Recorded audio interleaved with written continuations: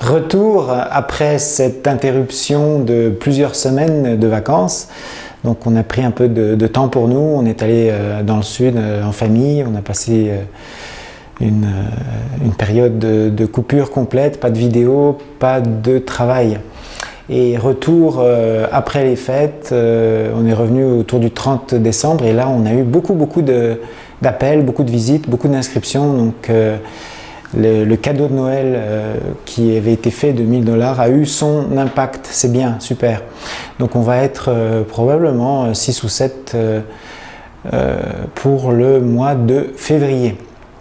Alors restez connectés parce qu'à la fin de cette vidéo, je vais vous parler des dates pour les prochains voyages de l'année 2017.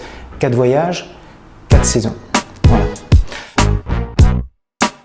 Alors, une petite introduction. Tous les matins, j'amène notre fille, Diana, à l'école, les classes de francisation.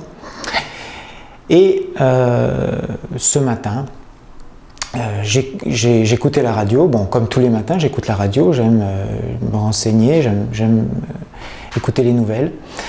Et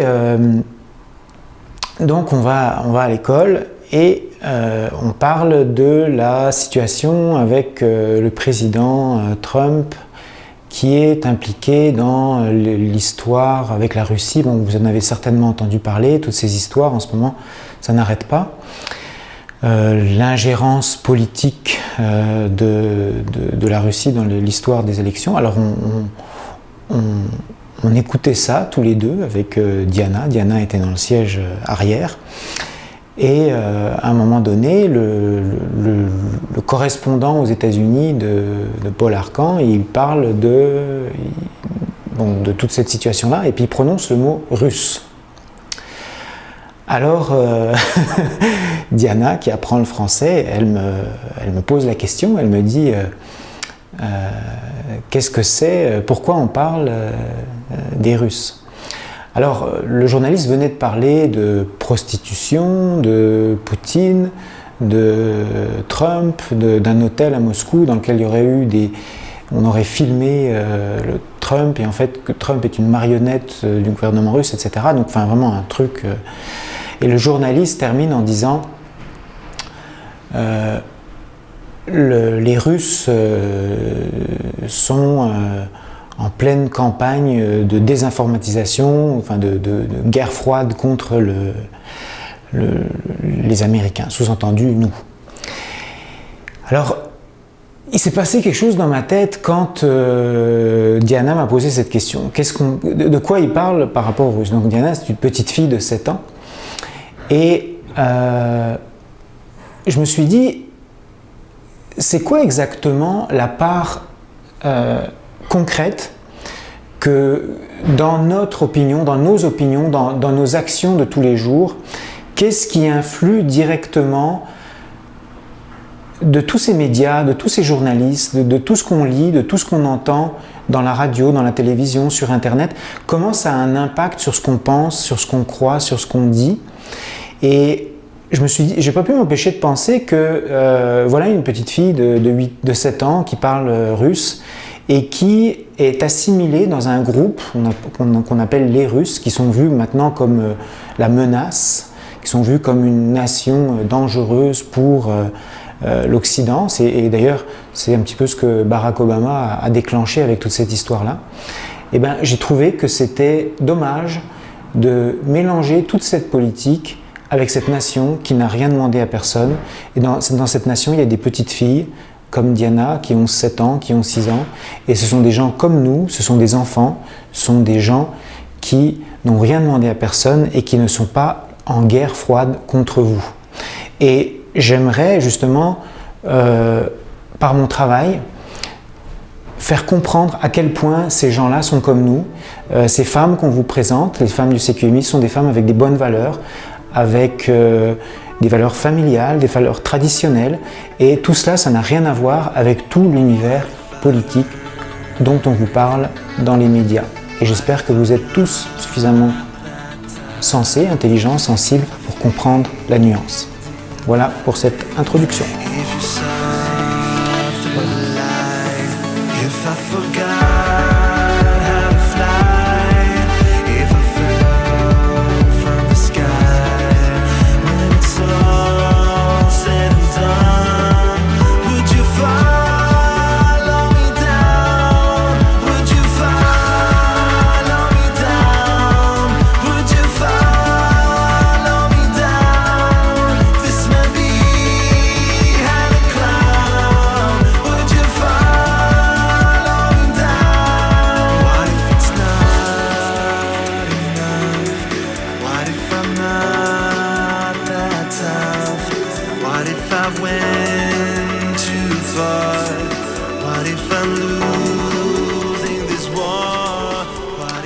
Alors, en vous souhaitant une année 2017 extraordinaire, remplie d'amour, pendant laquelle vous allez rencontrer votre future épouse au CQMI, nous n'en avons aucun doute, je voudrais vous faire quelques petites annonces sur les couples que vous avez déjà vus en vidéo. Alors, vous avez vu la vidéo avec Irina et Jean. Bon ben, Jean et Irina ont passé les fêtes ensemble au Québec. Donc Irina est arrivée juste avant les fêtes de Noël, on a eu des nouvelles dernièrement. Vous avez aussi vu la vidéo de David et Tatiana. David qui est d'origine péruvienne, bon ben pareil, David et Tatiana ont passé les fêtes à Noël au Québec, à Montréal. Donc peut-être qu'on va les revoir, peut-être qu'on ne les reverra pas. On a remarqué avec Borislava que autant dans le processus pour arriver à rencontrer votre conjointe, vous êtes constamment, vous nous appelez, vous nous posez des questions, vous répondez à nos appels, etc. Mais une fois que vous avez réussi, une fois que vous avez trouvé, bon, bah, la communication, elle est moins présente. On a tendance un peu à nous oublier. Donc c'est un petit reproche qu'on vous fait. On est toujours là, on a toujours besoin de vous. Voilà, alors aujourd'hui dans cette vidéo, je voudrais répondre aux questions que j'ai reçues par courriel. Merci de m'avoir écrit, je vous rappelle antoine@cqmi.ca. J'ai reçu quand même beaucoup de courriels, merci à vous, beaucoup de questions. Alors, je vais répondre par thème. Il y a en fait 5 grands thèmes auxquels je voudrais répondre.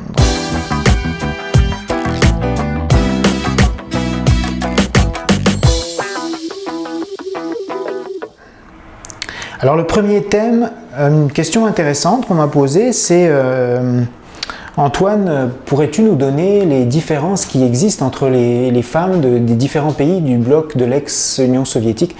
Donc vous avez vu sur notre site que vous avez plusieurs sections. Vous avez la section les femmes russes, les femmes ukrainiennes, les femmes lituaniennes, les femmes roumaines. Alors, femmes roumaines, c'est une section que j'ai rajoutée justement aujourd'hui. J'ai écouté sur France Inter une émission qui s'appelle Affaires sensibles avec Fabrice Drouel, une émission extraordinaire que je vous recommande chaudement. Et c'était la semaine dernière, j'écoutais cette émission sur Nadia Comaneci, qui est une gymnaste qui a gagné médaille d'or, plusieurs médailles d'or aux Jeux Olympiques à Montréal. Et son histoire est extraordinaire.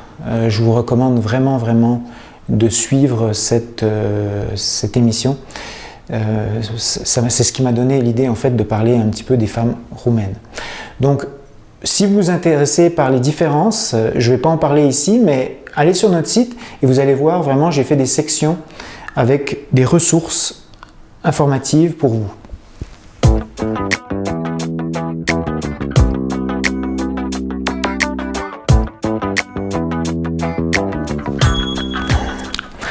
Question 2, l'argent. Alors l'argent, c'est vraiment le thème qui revient tout le temps.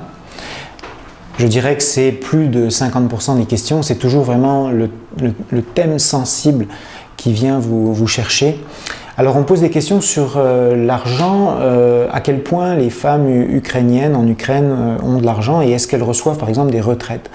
Donc vous avez vu, j'ai fait plusieurs vidéos sur ce sujet-là.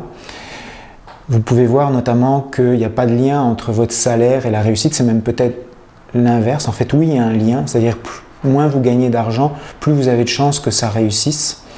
Et plus vous êtes quelqu'un de riche, j'en parlais justement avec quelqu'un cette semaine, plus les gens sont riches, moins ils pensent que ça peut fonctionner pour eux. Alors que les gens qui ont des revenus modestes, très modestes, sont les gens qui y vont, qui s'engouffrent dans le processus et pour lesquels ça marche. Parce qu'ils n'ont pas toutes ces petites questions, ces craintes dans la tête qui les bloquent dans leur processus. Alors non, il ne faut pas que vous fassiez une planification financière par rapport au compte en banque éventuellement de votre futur partenaire. Il n'y a pas de retraite, il n'y a pas d'assurance sociale, il n'y a pas de prime de déménagement ou de choses comme ça quand vous allez rencontrer votre homme en Ukraine. Vous ne pouvez pas compter sur... bon, parfois elles ont un logement, parfois une voiture, parfois elles ont des économies, mais c'est quand même assez rare.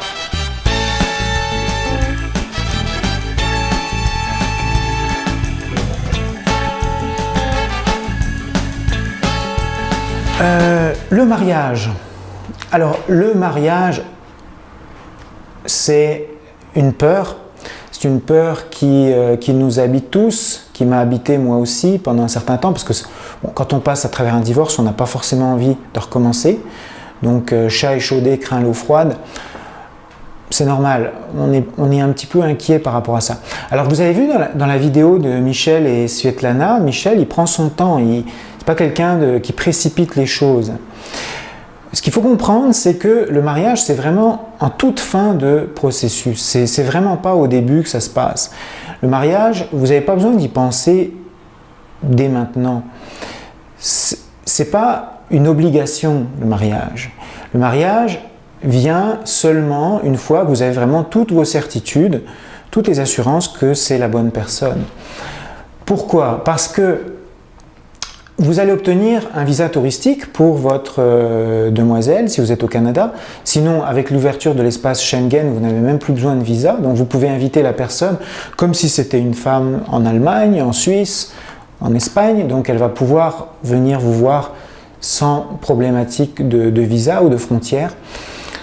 Donc vous pouvez prendre tout le temps que vous voulez pour apprendre à la connaître, pour vous apprivoiser, pour voir si c'est vraiment une femme avec qui vous avez envie de passer le restant de votre vie. Donc la manière dont on fonctionne, la manière dont notre processus est organisé, vous avez vraiment du temps devant vous avant de prendre vos décisions.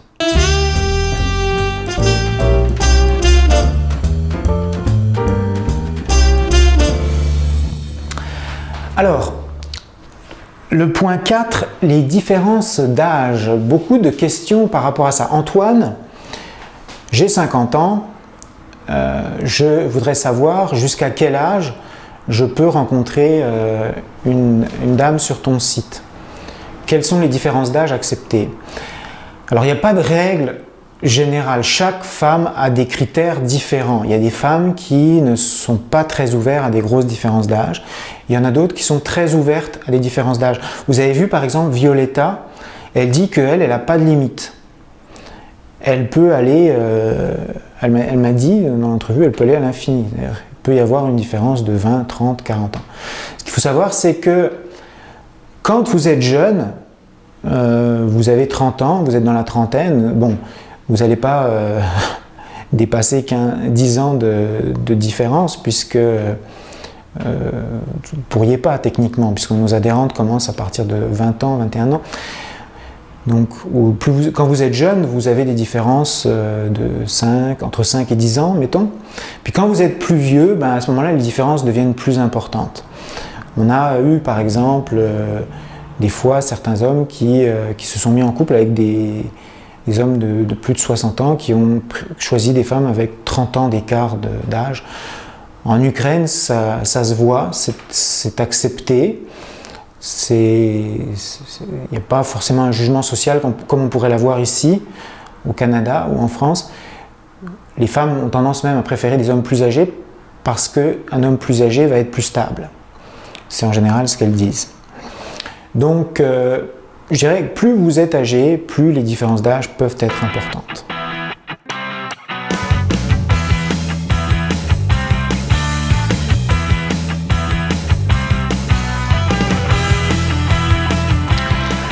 Alors, dernier point qui concerne vous avez vu tous la lettre de Louis avec CharmDate qui s'est fait arnaquer sur ce site de rencontre, dans lequel vous payez par lettre ou vous payez par communication. Il y a beaucoup de sites comme ça, hein, des sites qui sont vraiment uniquement là pour vous prendre de l'argent. Il y a CharmDate, il y a Anastasia, enfin il y en a des tas d'autres. En fait, pour vous aider dans votre enquête, pour détecter ces sites-là, vous pouvez être certain qu'à partir du moment où vous payez par lettre, quand vous avez un montant avec des crédits que vous devez payer par lettre, vous êtes en train de vous faire arnaquer. parce que ce n'est jamais la fille qui écrit elle-même, c'est toujours une traductrice ou un traducteur parfois. Et c'est bien fait, c'est fait avec des psychologues qui sont là vraiment pour vous prendre votre argent. Alors, beaucoup d'hommes, suite à Louis, se sont lancés, ont pris leurs plumes et m'ont écrit pendant les vacances de Noël, ils avaient plus de temps probablement, et j'ai reçu beaucoup de lettres d'hommes qui se sont fait avoir, qui se sont fait arnaquer, c'est dommage. J'ai répondu, je réponds toujours à toutes les lettres. Soyez certains que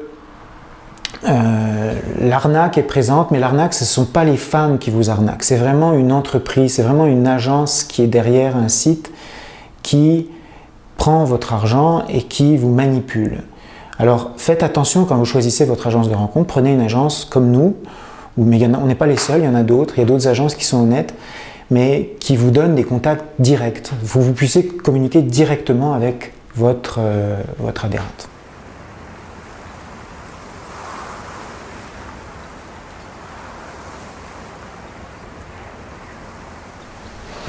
Voilà. Alors, pour finir là-dessus, et ça c'est très très très très important, je veux vraiment, ce sera ma conclusion, j'ai eu un éclair dans ma tête en discutant justement avec un monsieur qui me parlait, un monsieur au Québec qui me parlait de toute son histoire qu'il est arrivé, qui a fait un voyage, toute cette aventure dans laquelle il s'est fait arnaquer. Et moi, à un moment donné, je lui posais la question, mais pourquoi est-ce que vous ne décidez pas de faire affaire avec nous? Puisqu'en fait, il parlait de ses problèmes, manifestement, il a souffert, manifestement, il s'est fait avoir. Et je me suis dit, mais la fin logique de tout ça, c'est de vous inscrire chez nous, puisque chez nous, vous allez vraiment comprendre comment fonctionne un système honnête, vous allez vraiment faire des vraies rencontres avec des femmes qui sont réellement motivées, vous allez vraiment pouvoir réussir. Et c'est ça le moins important, vous allez réussir avec nous. Et je voyais des hésitations dans ses réponses, dans son texte en fait. Et je me posais la question, je me disais, Antoine, pourquoi il y a des hommes comme ça qui continuent de s'inscrire sur CharmDate, qui continuent de s'inscrire sur Nastasia, qui continuent à te payer, puis qui savent, parce qu'en fait, je dirais, vous êtes des personnes intelligentes, vous êtes des personnes, vous comprenez en fait, en général quand vous vous faites avoir ou pas. Et s'inscrire chez nous, s'inscrire au CQMI, c'est, vous allez prendre un gros risque. Je pèse mes mots, vous allez prendre le risque que ça marche. Et c'est ça qui est, je dirais, le point essentiel qui parfois, je remarque en fait dans les communications que j'ai avec certains d'entre vous, qui limite la décision de s'inscrire et de passer à l'action. Parce que en s'inscrivant dans un site comme Anastasia ou CharmDate, vous savez inconsciemment, même si ce n'est pas au niveau conscient, vous savez inconsciemment que vous vous faites arnaquer, parce que vous n'êtes pas stupide, vous êtes des personnes intelligentes, tous. Vous comprenez, et d'ailleurs je vous vois déjà sourire, vous comprenez ce que je veux dire. C'est-à-dire que quand vous payez 10 $ ou 10 € par lettre, vous savez très bien qu'il y a quelqu'un qui se moque de vous, qui vous arnaque. Mais en prenant cette décision-là, vous savez que vous n'avez aucune chance de réussir inconsciemment. Et ça, c'est rassurant. Parce que ce qui fait vraiment peur, ce qui est vraiment effrayant, c'est la perspective de réussir. Parce que si vous réussissez, vous allez vivre votre rêve, vous allez rencontrer votre femme, vous allez avoir une vie de famille, vous allez avoir des enfants, vous allez construire le futur et vous allez changer. Et c'est la peur de ce changement, c'est un changement qui est un changement majeur pour la vie d'un homme, de se retrouver vraiment dans une vie de famille. Et c'est cette perspective-là qui peut paraître effrayante et qui pousse certains hommes à continuer de payer pour des sites dans lesquels ils se font arnaquer. En tout cas, maintenant, j'en ai la conviction profonde et sincère. C'est plus facile de donner 10 $ à droite, 10 $ à gauche, en sachant que de toute façon ça mènera nulle part, plutôt que d'investir, de se lancer dans l'aventure avec nous et de réussir. Voilà.